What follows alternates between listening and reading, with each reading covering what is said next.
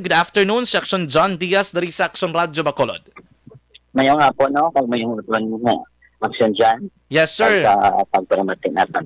Thank you so much, good sir, no? Doon nakalabay ko gina sa Station 2, katinlo sang gwa subong sa Station 2, kay titapos kaning kayo hanay, dala sang inudalan, sir? Oo, napatinuan na nila subong kay natapos nila ang construction sang drainage kag sang aton nga dalan. Do ligwa na, sir, no? Pati mga salakyan nga mga pang confiscate, kili do ginitaan nyo paagiway na da, sir, naga-standby sa gwa? Oo, gin-transfer na lang tanan namon impounded dito sa Bitaw office. Sa Okay. Sa mga Bitaw office. Ato na to tanan, doon mo na kanami ilang taon sa gwada sang backup to, no? Sir, ma-update na kami lang kaya matugin confirm sa nga po sang City Legal Officer, though despite kung wala pa binakalambot, dala siyang info gid. Pero gipasarad-an nila Acacia Grill, but let's not focus sa Acacia Grill alone, no? So, anong subong ginaobra sang PNP, sang Station number 2, para ma-make sure naton, sir, nga regulated nato na mga ilimnan, nga kabay pa, hindi matabo, bilaliwat, sir, to natabo, dala sa ilang ilimnan, sir?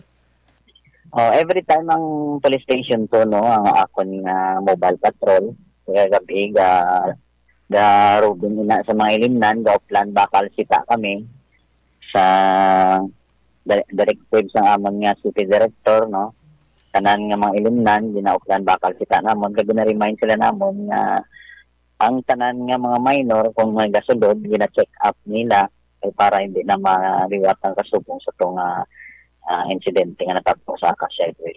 Kumbaga, sir, mas ginpa-istrikto naton ang regulations. Oo, gin-implement naton, binigit ang curfew for minors, no, kung may makita sa dalan, ang mobile patrol ko, nagasita sina sa mga curfew for minors, kung ginadala na nila sa station, na ginapagawad na mo sa mga ginikanan, ang ilang mga kabataan. Sir, ang binigit ko kagabi yun.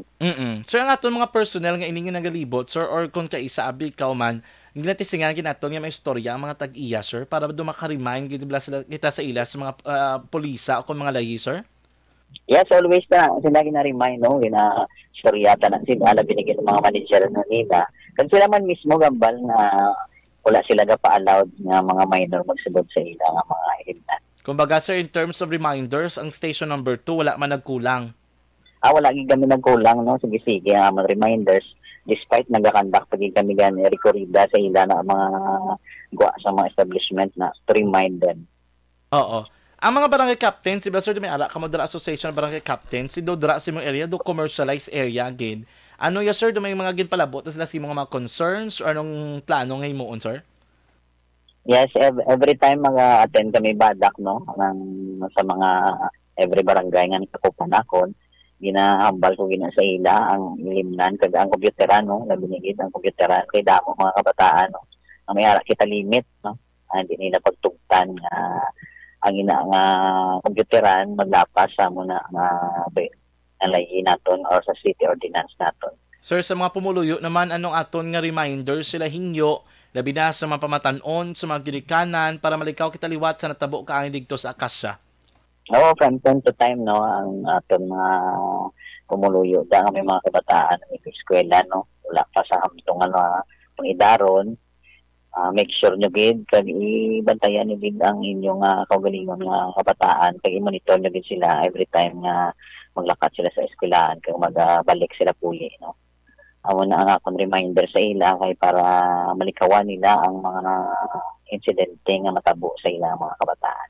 Sir, i-confirm, i-check ko na lang, kamusta ang investigation, ang process ng filing sang case sa itong ginmolestya kontra sa mga suspect, sir? Isang Friday, no, na pasakaan na natin sang kaso, ginahulat na lang, no, ang prosecutor's office, no. Pagtapos kung magsulod na ang kaso, kay mag-DC-20, tangang gina 5 days, ano pa na nila, ang ato na gin-file nga kaso, evaluate na nila. Once nga mag-okay na, padala na sa pina ang court sa aton suspect, no, para mag-reply na sa within 15 days. Kumbaga, sir, na inquesta ng case or regular filing? Regular filing naton, ginahulat-hulat pa ma-approve ang aton pag-file, no, kay may 5 days na silang evaluation process. Oo. Doon mo na sa bago nga circular order ka DOJ, sir, no? Yes, so man siya.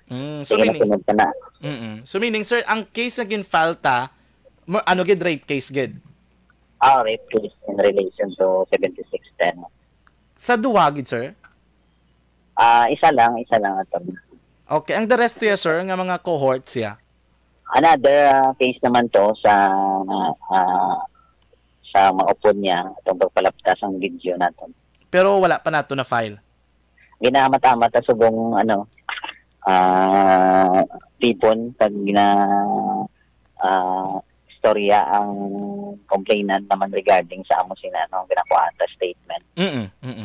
Sir, ang WCPD naton siguro nagahatag man intervention no para maganhagan to bla ang nabatsagan do nga ti hindi man to malimtan yung possibly sina pero mga intervention kita nga gidemo psychologically sa iya. Yes, may ara ang aton nga local government gani may ara man nga advice sa ila na binigit ang ginikanan ng bata no. Paidalom na sa briefing no. At tapos ang mga PCR personnel no nagakanto sa mga school, nagakandak symposium regarding sa anti-rape law. Okay, sige. Sir Glenn, thank you so much gid for taking action sa sining issue no kabay pa nga magpabulig dira ang mga tag-iya sa mga negosyo sa imong area sir para ma-maintain ang peace and order. Mayong hapon sir. Yes, thank you gid may hapon sa tanan. Action Reports Afternoon Edition. Si Police Captain Glenn Montaño ang hepe sa Bacolod City Police Station No. 2 sa pinaka-latest mga kaaksyon nga advisory. Dala naman sa natabo sa may Acacia Grill pagpasira. Mga advices yung mga kaaksyon na yadring reminders sa mga ginikanan sa mga pamatanon, mga estudyante nga nagalagaw dala sa area sang Station 2, mga ilimnan, mga kalanaan. And of course, update sa pinaka-latest nga investigasyon. Sang Friday, yung confirm nga napasaka na sang kaso ang isa sa mga sospetsado nga involvado sa pagmolestya sa isa ka minor de edad nga nagluntad mga kaaksyon dura sa Acacia Grill.